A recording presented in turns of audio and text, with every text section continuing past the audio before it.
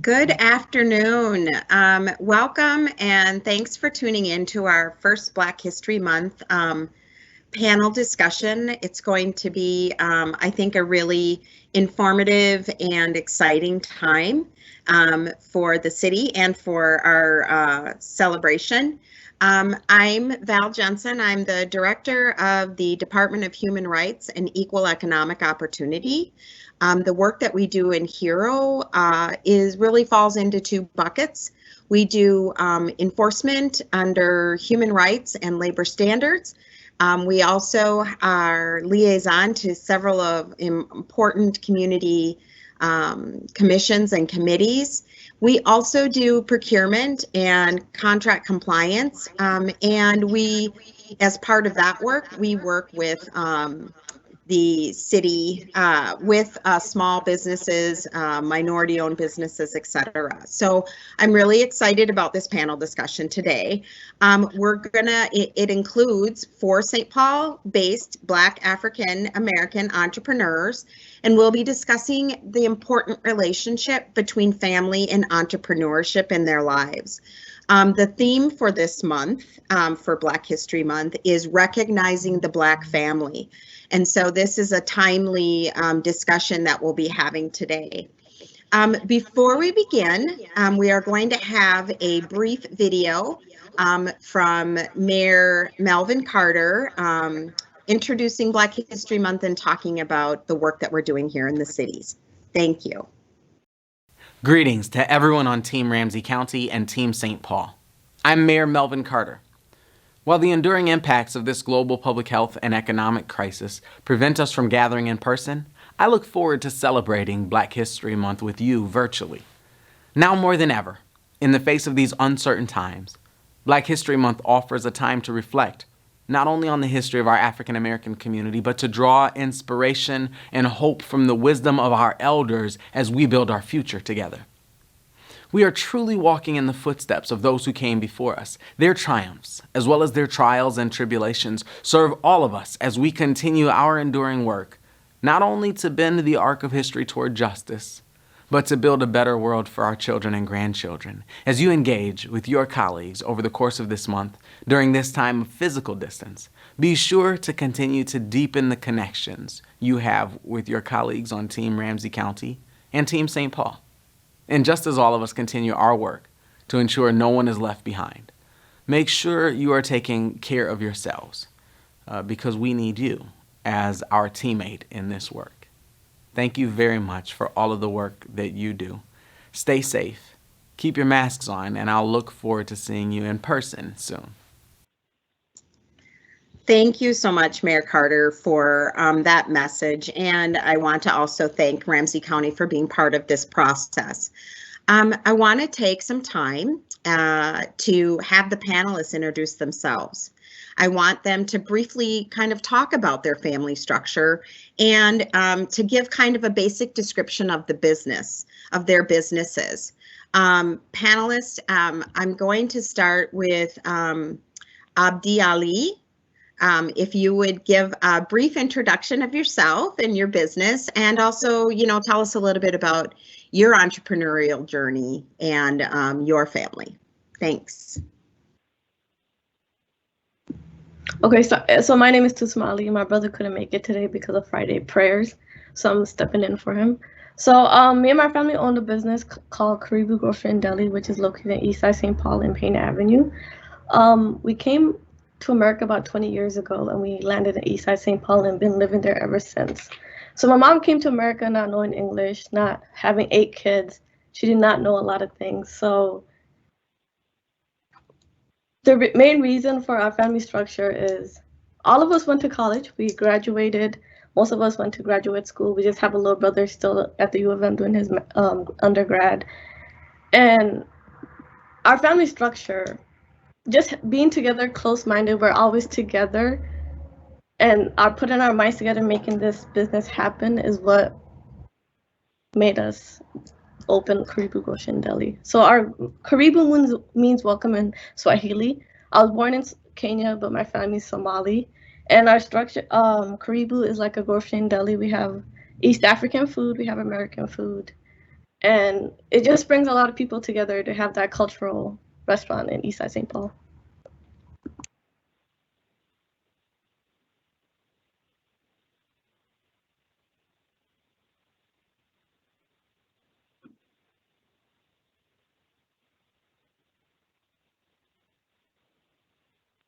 Oh, sorry about that.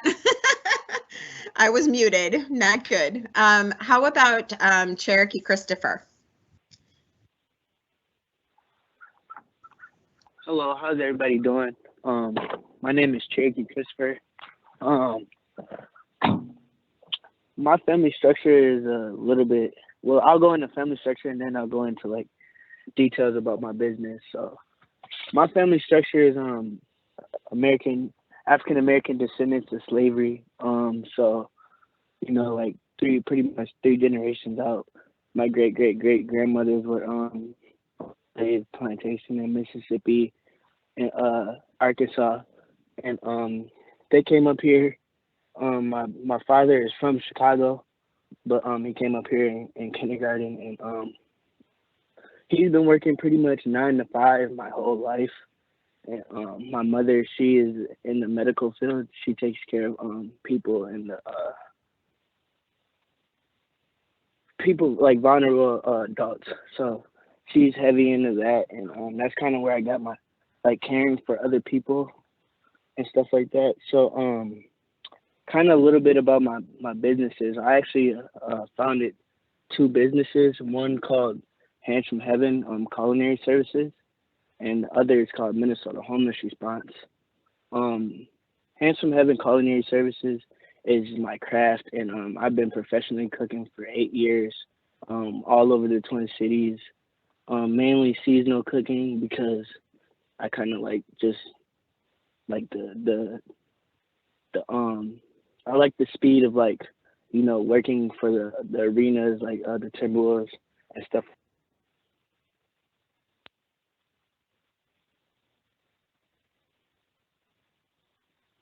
Thank you so much, Cherokee. Next we have, let me see. I'm trying to move my, let's see. Okay.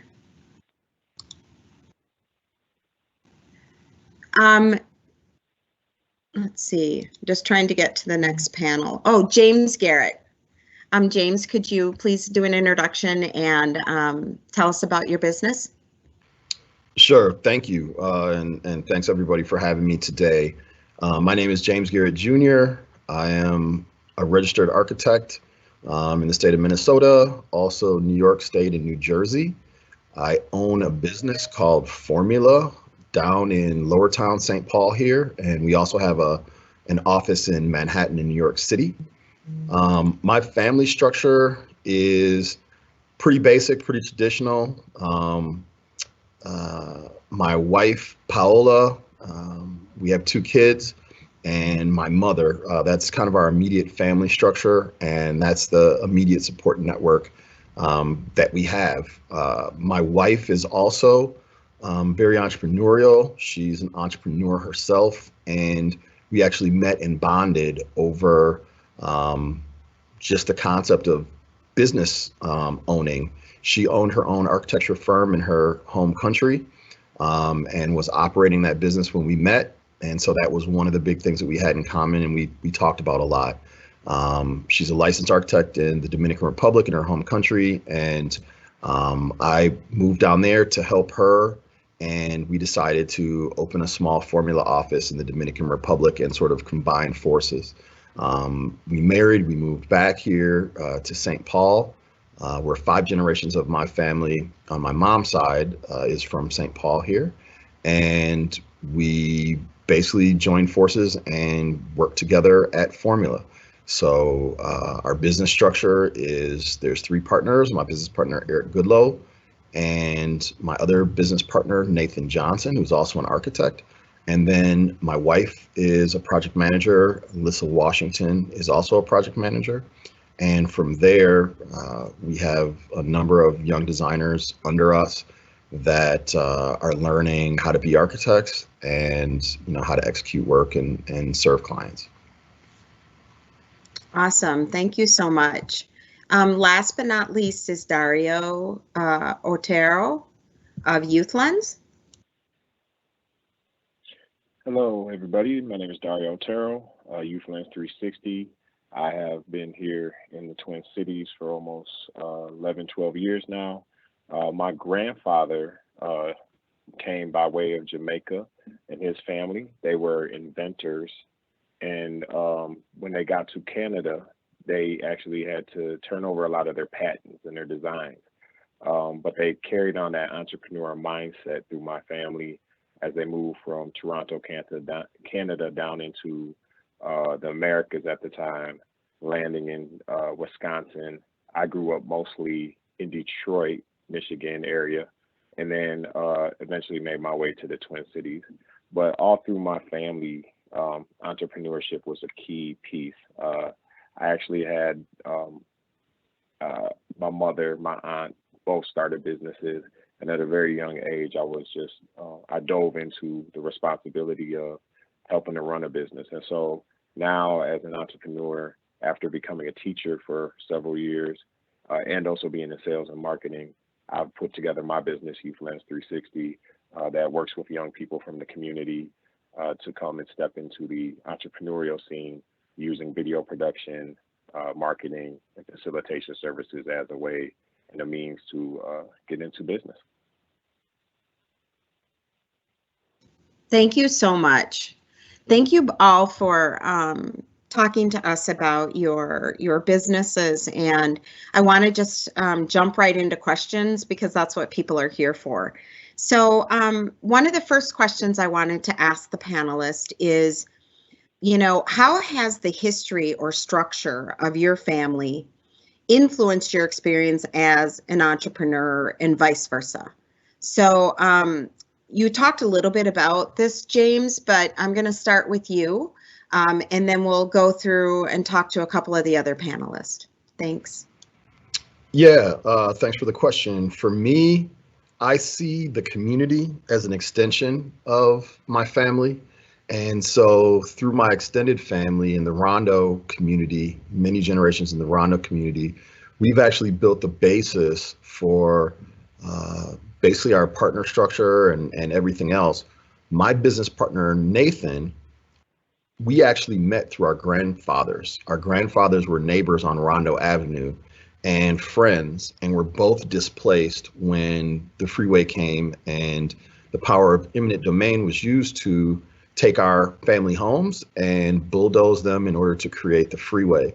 And so my mother and his mother's generations did not grow up together in the community as our grandfathers did.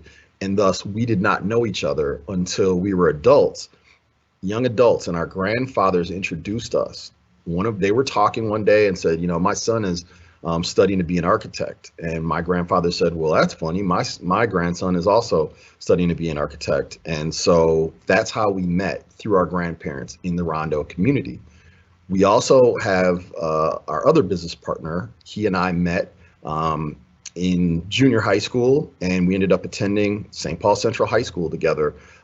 He's a stalwart, longtime member of the Rondo community as well. One of our star employees, project manager, Lissa Washington, her great grandparents go back in the Rondo community with my great grandparents, attended the same church. We've known each other our whole lives. She's, an integral part of the business. My wife is also an integral part of the business. So family is literally at the core of everything that we do. It's how we define ourselves. It's how we see ourselves. And so I define immediate family as immediate family, but I also define family as the community that you're from, and we're very proud of our multiple generations of Rondo roots.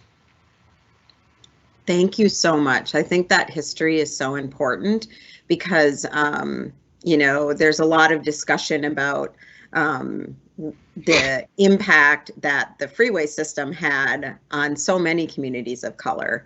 And so I think that history is so critical because of the disruption, but also of the resilience of, those communities to still come together and build those businesses.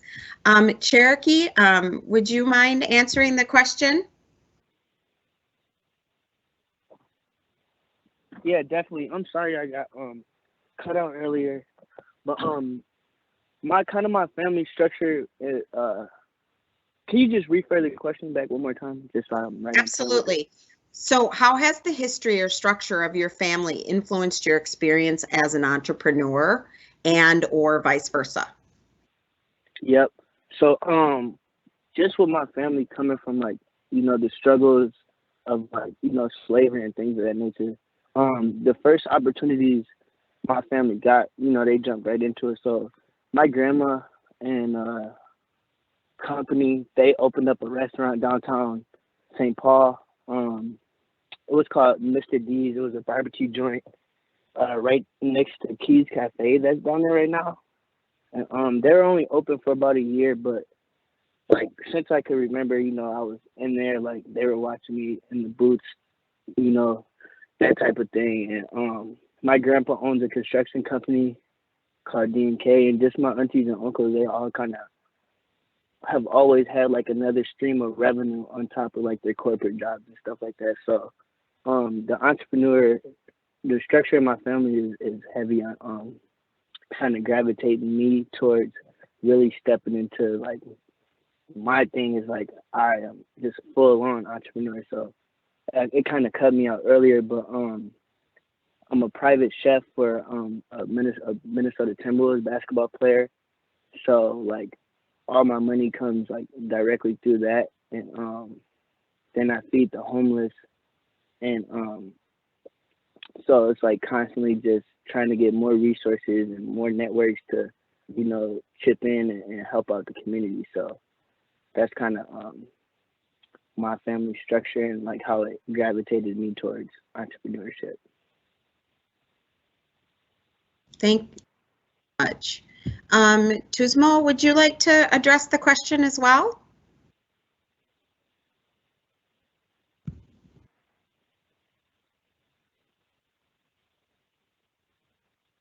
No. Okay, as Tusmo gets back on, how about you, Dario? Oh, Tusmo, I'm sorry, you're muted and your video's off.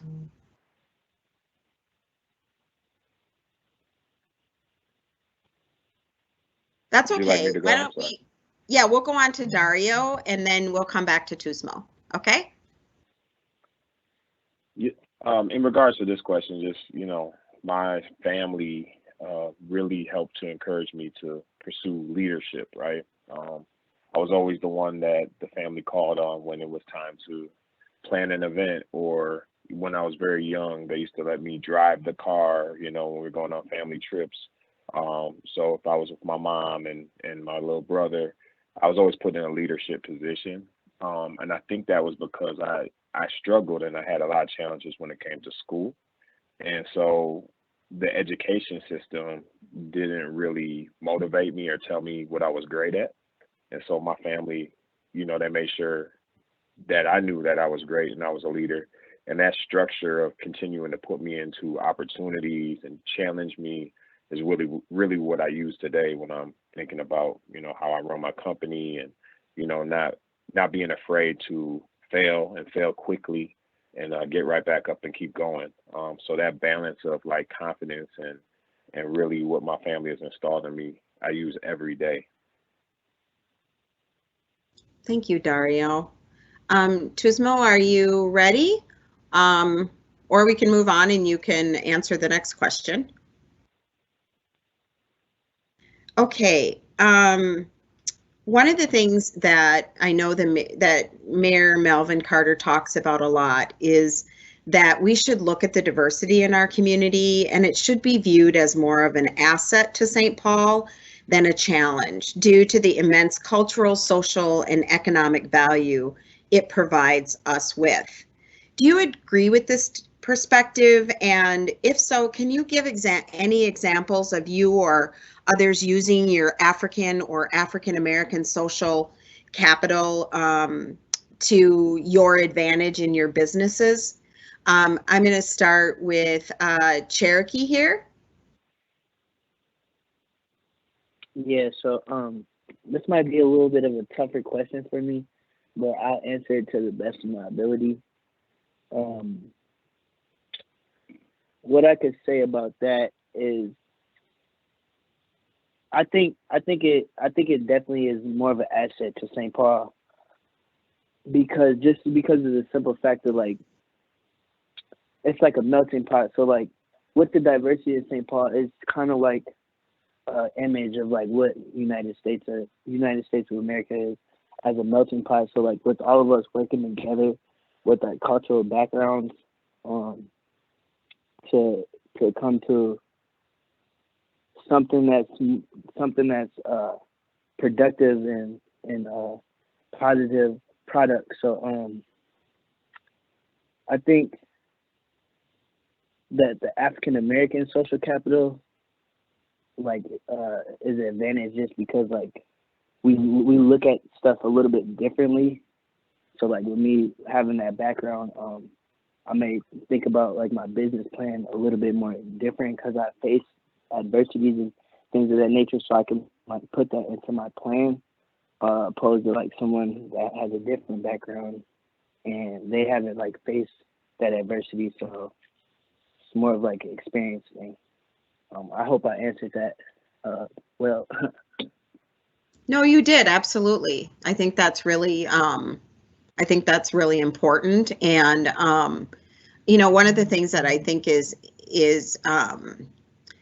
in the challenges that we face as a community, oftentimes, we can fall into situations where we don't look at who we are and where we are and and how we show up as an asset. But, in a city that is a majority minority city, we have to be able to take care of those assets. So I think it's critical that we use that. And so, James, will you talk a little bit about how you use that social capital and how important that is in your work?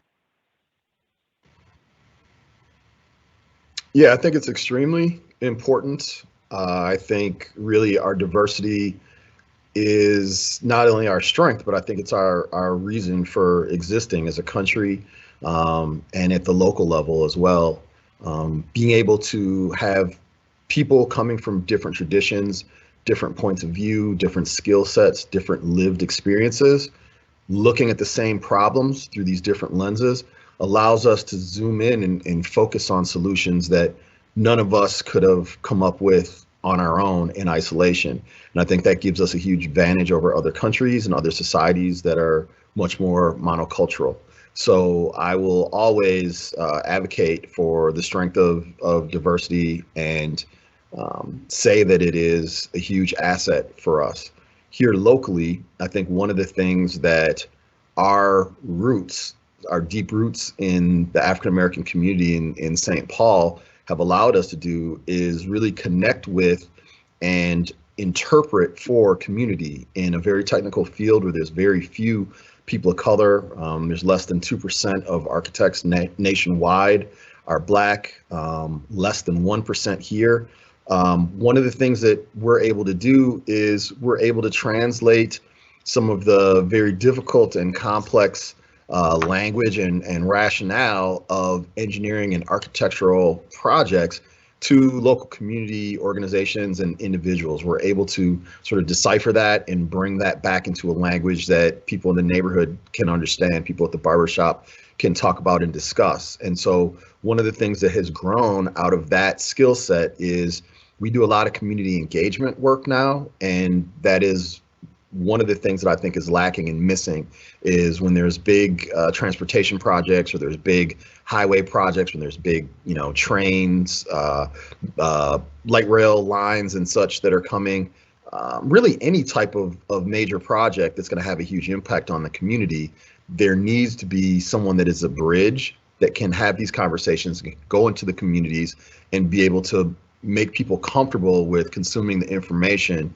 about what is happening and what effect that may have, and then being able to bring that information back to the decision makers, and it essentially gives the community a seat at the table in situations that they normally wouldn't have. And so it's a big part of our business now. It's something that kind of evolved organically and vernacularly, but we take a lot of pride in our ability to translate that information and be that bridge. Thank you so much. I really appreciate that. You know, one of the things that I know in, you know, my background is, you know, as a lawyer, although I haven't practiced for years. But one of the things that I always found really critical is when I was working for a law school and I was going out to recruit at, you know, HBCUs and other places. A lot of the young people I talked to were like, I didn't even think this was a career option for me, meaning going to law school. And so, you know, you don't know what you don't know.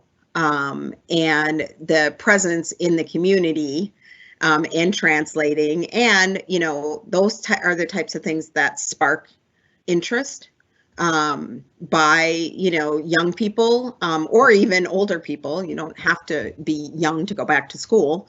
But I think that presence is really critical because we don't know what we don't know. And having a presence in the community is critical for people to be able to even perceive of themselves in a profession like your profession. So I totally, I appreciate that as somebody who's also part of a minority in a predominantly majority profession. Okay, I was going to have Dario, do you want to talk to that question? Yeah, Do sure. you I want me to can answer repeat that. it? No, I'm fine. I'll answer it quickly. This actually really touches on what I created my business around. Youthlands 360 is a marketing company that works with these young people coming from these communities. You know, focus on African American and Latino males and young women. But really, with what we do, really in a nutshell, though, is tap into some untapped talent, right? Like people that may not recognize that their creativity, that stuff that's driving them as a person, they can use and as a way and a means to even start their own business. But we go and use that in marketing and in video production and facilitation services every day. So, you know, that cultural capital or social capital that they have, just naturally a lived experience that they bring to the table, is what we feel our business off of. And I've been able to be very successful helping young people step into a world and just even an entrepreneur mindset that hasn't traditionally been given to us in our school system, but is naturally found in us, in our culture. So that's how we've been able to be successful as a business. And I definitely 100% agree with this, that you can use that to move forward. And so Dario, there was a question in the chat, or, you know, from the audience about, you know, how could people, or how do people know more about your services and how do they get involved? Yeah, so we you know, we have a website, youthlands360.com, but Youthlands360 and any social media is definitely where you find us. But even more important, I mean, people that want to get involved with this type of work, I mean, reach out. This isn't like, we don't do like a super formal recruitment process, because to be honest, young people, especially the 18 to 25 core age group that we serve, really is looking for something to do. There's a misconception that young people are out here in our communities and don't have or don't want to do anything positive, but it's actually the contrary. If you take technology and you connect it with young people right now, that's what they want more than anything. And so like we, you know, you don't have to have a necessarily a college degree to step right into what we're doing. You just have to be able to have a passion and, like, you know, have a work ethic to want to try to learn something and build a portfolio for yourself. And I feel like that starts to begin to drive you to the next part of your life, which may be going to college or starting a job, but really focusing on the entrepreneur mindset doesn't mean you have to be an entrepreneur at the end of the day. It just means that you're shooting for something a little bit more challenging, a way to pace yourself and a way to step into everything else that you do with a different lens, I'll say. Thank you, thank you so much. That's really important. There was another question or request in the chat that are from the audience about Cherokee. Could you talk a little bit about more about your culinary business? Yeah, so my culinary business is just me, pretty much stemming from me getting laid off from the pandemic. So I was a kitchen manager at the Department of Transportation cafeteria, and right when COVID and everything was ramping up, they shut down all major cafeterias and things of that nature. And so I actually work with Dario heavy with Youthland 360. So with me working with him throughout many years, I've been able to obtain a network. So as soon as I got laid off, I just tapped right into my network and let people know, like, hey, I can do catering, events, whatever, and just really just keeping my nose down, not really worrying about like how much money I was gonna get, but more about like the opportunities from like, so like me taking a job, I might not get a lot of money, but it might put me in a position to get a bigger job. So me doing that, and then just right before the end of the year, I went out to Vegas, got booked out to Vegas, and then came back to Minnesota with pretty much an NBA client. So Hands from Heaven is just culinary services with my craft. Just me pretty much having catering services and private dining.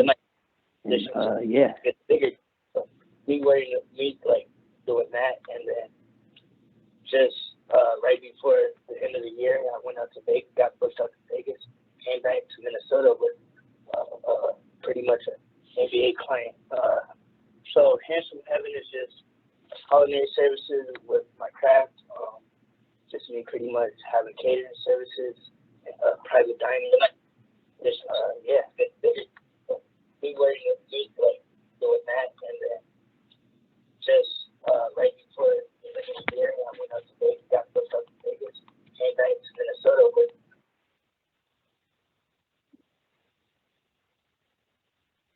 So there's another question from the audience that I think is a really great question, and I would like all of you to talk about this. What is one new thing you wish the city would do to support BIPOC entrepreneurs in St. Paul? That's from the audience. Do we want to start with James? Sure. That's a great question. I'm not sure if it's a new thing necessarily, but in my opinion, having access to grants for scaling is something that's really important for entrepreneurs. A lot of us are small business owners. We're just under 10 people between the two offices, and we could probably, grow to be significantly bigger. But in order for us to hire, we need to, earn enough money from existing clients, take on extra clients, and then save that money to be able to onboard and bring people in. So if there was better access to capital, and especially grants that would incentivize us to be able to hire people and get people back into the workforce, for those of us that do have work right now, I think that would be a huge thing. We could probably speed up the recovery quite a bit if all of the Black business owners and BIPOC business owners had access to financing, particularly in the form of grants or forgivable loans that would allow us to take some risks and hire some people and get them off of unemployment and get them back into the workforce. Absolutely. Thank you. Dario? Yeah, I wish, what he was saying about the capital is huge. Just enough money to keep going, right? That's huge. Like when you talk about a pandemic, when you talk about the civil unrest with the murder of George Floyd, when you talk about everything that's happened in the last year, the only thing that we really were able to hold on to was the fact that we were smart about how we managed our money, and we continue to be able to survive. And I was able to support a lot of young businesses and a lot of young people that maybe didn't have work coming in, because we had a little bit of extra cash. But on top of that, really is space, and it's authentic space. It's places that we could be ourselves. So often when I've been doing this business, I've had like 3 different office spaces from Minneapolis to St. Paul.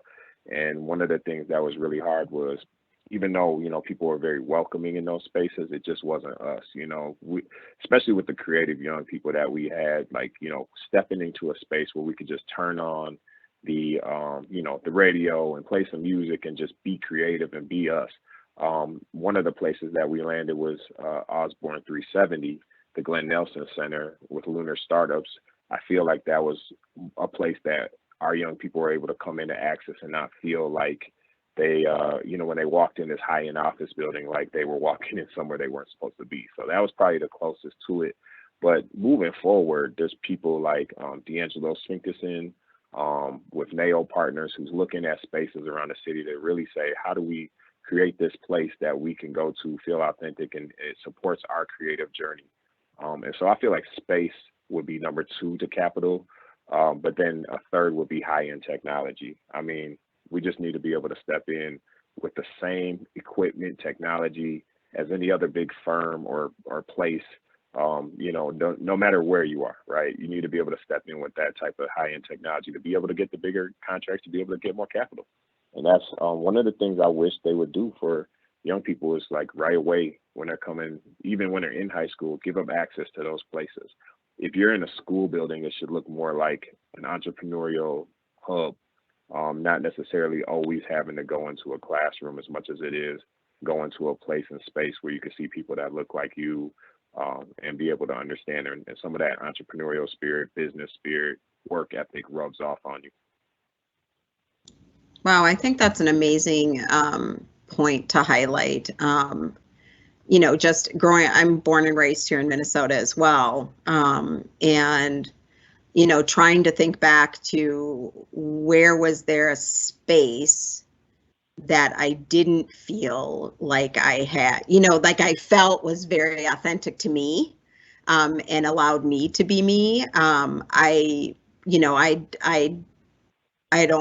can't think of a space like that. So what you say is so critical, especially for creativity and feeling empowered to do the work that you want to do. So I thought that was really an important point, because I think we forget about the nuts and bolts sometimes of the work that we need to do, and creating a safe space I think is critical for any equity and inclusion, and particularly when you're talking about young entrepreneurs, BIPOC entrepreneurs. That's such a critical thing, and something that I just hadn't, I think about it, but you don't think about it. So thank you for bringing that up.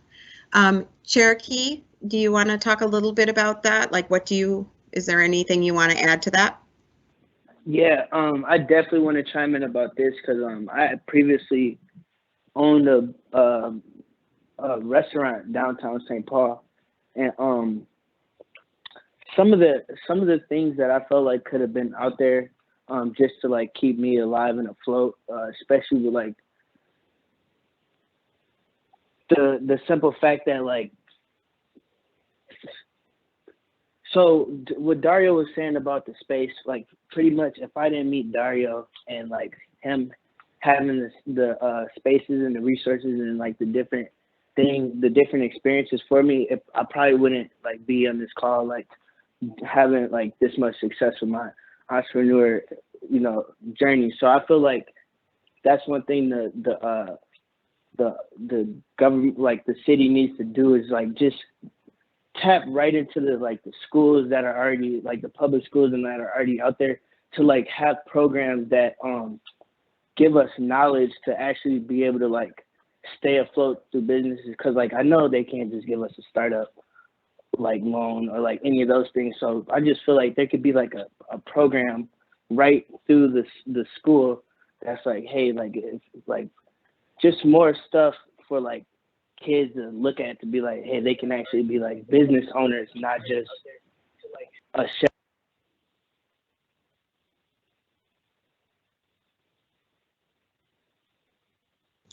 What, did I lose you?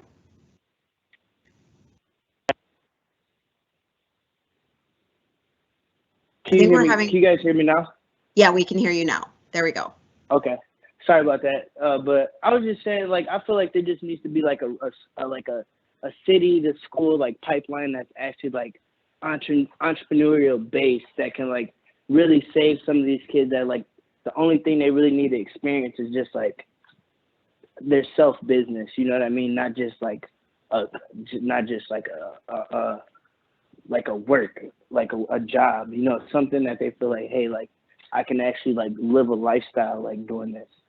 So just like more programs like directly through the school, you know what I mean? Or just like right when you're getting out of high school, like even if you're not going to college or whatever, just like some actual programs for like 18 to 25 to really like gain like the people that pretty much like make or break. If there's this program out there, they'll be able to, you know, get on the right path with there not being anything out there and it just being like whatever they find that's in sight. You know what I mean? Absolutely. So that's kind of what I think. Yeah. Yeah, I think that's a really important point, because, you know, there's a lot of news, right? There's a lot of Facebook posts and all of these different channels talking about the fact that, you know, going to college right away is not necessarily the only path from high school. And so being able to give young people, you know, some choices up front, you know, and proactively and intentionally, I think it is really critical. So thank you for sharing that, because I think that's critical. Definitely. Yeah. Can I chime in on that? Sure, absolutely. Yeah, I just want to say, just to add to what you just said, like we see the Googles, we see everybody saying you don't necessarily need a college degree right out of high school. And like people may take that scares people, right? Because they're like, well, don't start selling that to our young people. But what I hear them saying is right now, when they're young and impressionable, 7th, 8th grade, let's start tapping into them right now with that mindset of like the future and bypass some of the stuff that's depressing them in our school systems. And I just want to say that there's opportunities to do a lot more with our business communities and our schools together. And that's what I hear as the requests from big companies, because young people are coming out and they're not prepared. They're not able to step right in. If you don't have a certain amount of wealth going to college and then dropping right back out in your first year because you couldn't afford food, or you couldn't, afford the housing, or you couldn't just afford books, like that then becomes a dilemma, because now you drop back out and then you have a certain amount of money that you got to pay just to get back in. And that's what I deal with a lot of young people. They have all the skills and talents to be able to go to college if they wanted to.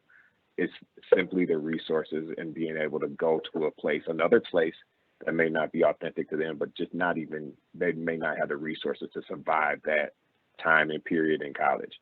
So we need to do more. And if we were to do something where our business community here in St. Paul stepped up and said, look, we're going to go flood the school system and figure out how to find this talent, younger talent quicker, I think that we'll see an amazing explosion of creativity in our city. Yeah, thank you for that. That's really important. Facts.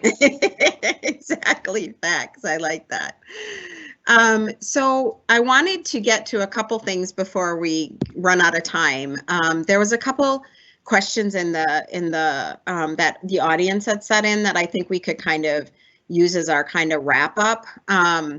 One of the questions was for the panelists is, what is one thing you wish you would have known before you started, or you wish people would have told you? And then wrap up with kind of what you are excited about in the next few years. I'm going to start with you, James, and then we'll go to Dario and then to Cherokee. Yeah, I think for me, I don't think there's anything that I wish I would have known, because had I known, I probably, wouldn't have, continued down this path. This path is, it's a bumpy ride. It's not for the faint of heart. And I think there's a lot of myths with entrepreneurialism. People think that entrepreneurship is easy, that being a business owner is easy, and it's not. And it's not cut out for everybody. There are times where you have to forego your own pay in order to pay your staff, in order to pay your bills. There are times where you have to make very difficult decisions about hiring people or not hiring someone, or having to lay someone off, or, I mean, it's filled with potholes, constantly searching for that next opportunity.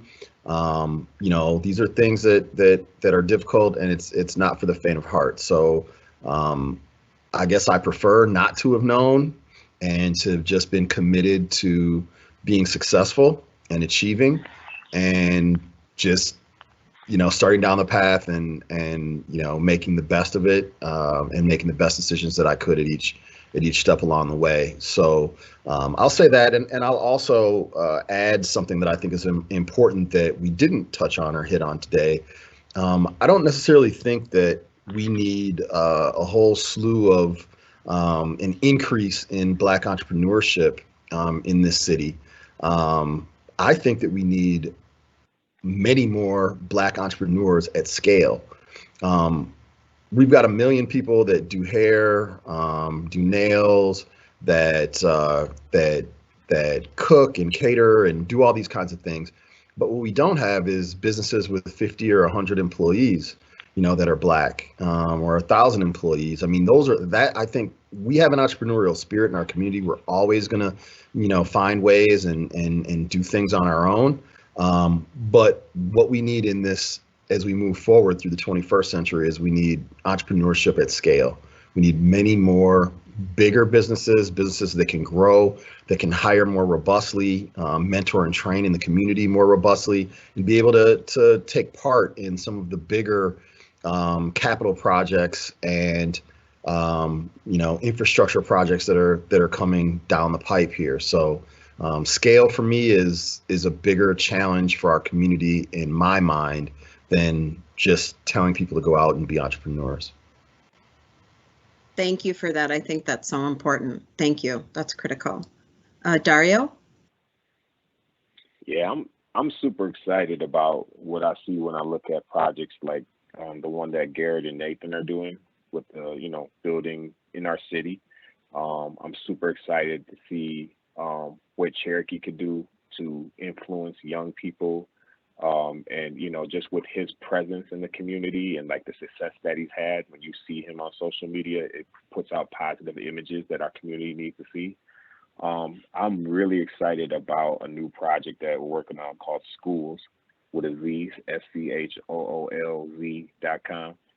Schools is a way for our young creative talent to be able to be used to create culturally relative curriculum for our school system. And it's something that we started working on before the pandemic, but with the leadership of people like Bondo Davison and Mike Batson, and people who are thinking about how to take all this creativity that we have and then get some culture back in our school system. I mean, before the pandemic, we didn't have a lot of it, but then when the pandemic hit, it was a major, it exposed the fact that we don't have curriculum that could be virtual, that looks like us. And I'm just excited to see how that takes off in the future.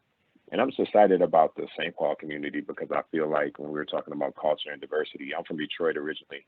This is my 11th year here, and I'm seeing a lot of different perspectives, a lot of people from Chicago, a lot of people from Iowa, different places that are here, but then also this like amazing like culture that has already been here in St. Paul with Rondo and different stuff, all mixed into one to create what I think in the next 10, 20 years could be some amazing like leadership that would permeate through business in other communities, other cities, but started right here in St. Paul. Thank you. Cherokee? Yeah, I wanted to say one thing about the just being an entrepreneur. I feel like the main thing you got to do to be an entrepreneur is just to not worry about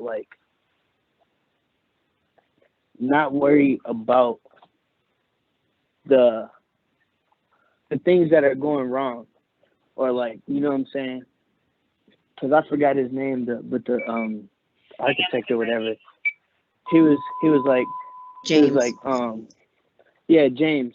He was pretty much saying like, the bills, the late bills and everything, just stick in the path and setting yourself up to succeed is the main thing that you need to be an entrepreneur, because there's going to be a lot of trials and tribulations through along the way. So it's not one thing you could really do. It's just make sure that you just stick the path and just continue to worry about the good things you're doing and just adjust the things that are doing bad. And then the most thing that I'm excited for is the launch of Minnesota Homeless Response. I founded it in November, and from November up until now, we've just been boots on the ground, really trying to build the infrastructure of what we look like. And now, February 13th, from 2 p.m. to 5 p.m. at 520 Atwater Circle, we'll be having an open house with donors and the people that we'll be serving. And I'm just really excited about how we can really best impact a population that's been thrown under the rug for since anyone can remember. So, and I'm also excited just to continue to be working for an NBA athlete and being the chef of an athlete that's my favorite team since I was born. So I'm just happy to just continue to work hard, and anything that may go wrong, just know that in faith it's going to be all good. So thanks for everybody coming on and listening. And it was really, really exciting being on this for the first time, a panel. So yeah, thanks. Thank you. I want to give Mohamed from KARIBU a chance to chime in. We had lost Tusmo, but I wanted to give him an opportunity to talk as well. So we'll finish up with him. All right, can you guys hear me? Yes. All right, sorry about Tusmo. She's having difficulties. Yeah, that's okay. But one of the questions you asked, I didn't hear that first part. It was, what do you wish somebody told you before opening a business or being an entrepreneur? Yep. It's just the little things that add up throughout the year. We get so caught up with the bills and the financial side of a business that we forget sometimes what our goal is. I think sometimes when you get drifted away from that, you forget why you opened the business up in the first place. And when it comes to, for example, our name KARIBU means welcome. We live in that east side area, and one of the reasons we opened up that business is to help our community instead of going somewhere, in Minneapolis or the west side or whatever it is. We're big believers on, and by we I mean my family, on starting in your backyard first. Making sure that your community is happy, and making sure that you're welcoming the kids. And right now I work at a school. I've been working in the school district for about 6 years now. And one of the things we want to start at KARIBU is something called Grades for Grubs, where quarterly students can bring in their grades, and if they meet the criteria, they can get a free meal. And that's, I think, something that will keep the community together, especially the young kids right now who are dealing with so much with doing distance learning. And, some of them are not working at a school. I know a lot of them are not in a good place when it comes to mental health. And I think that we're looking for ways to make sure that students are getting a fresh breath of air and, coming down, getting something to eat, and just making sure that we can do what we can to help and support. And I didn't hear that second part of the question, but just what you are excited about, and it sounds like there's some amazing things that you're planning on. The thing that you just mentioned, and is there anything else that you're just excited about? Yes, my sister also is. In KARIBU, there's a lot of us in our family. We have 8, and I'm the middle kid, so I'm that black sheep. So I always joke around with my family members. But my sister is so each family member has something that they're in charge of, and my sister would be working with the homeless. She's starting some type of program to help and make sure that once a week she's helping out all the homeless people in our area, making sure that they're getting something to eat. And because KARIBU, all year this year has been a drop-off location for a lot of the homeless programs, whether it's sleeping bags, camping bags, shoes, clothing, and that's something we want to make sure that we continue doing yearly. So I think it was a great idea for her to start that, and hopefully in 2021, once everybody is vaccinated and everybody's healthy and things can open up, we can launch that and make sure to keep progressing. Thank you so much.